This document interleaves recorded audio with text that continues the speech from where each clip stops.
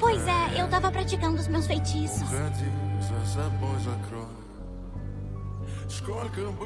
Ô, moleque, não pode subir na árvore! Foi mal, desculpa aí, viu? Você tá querendo alçar voos mais altos, você tem que continuar perseguindo os seus sonhos. Ah, então, vovô, é que parece que aquela árvore é uma árvore do amor famosa e lá tá cheio de casais, aí fiquei irritado. As lendas e boatos sempre acabam mudando alguma hora, você não concorda? A verdadeira lenda diz que quem almoçar embaixo dos galhos daquela árvore magrinha e sem graça ali vai se tornar um casal. Eu sei disso porque foi a nossa geração que começou esse boato.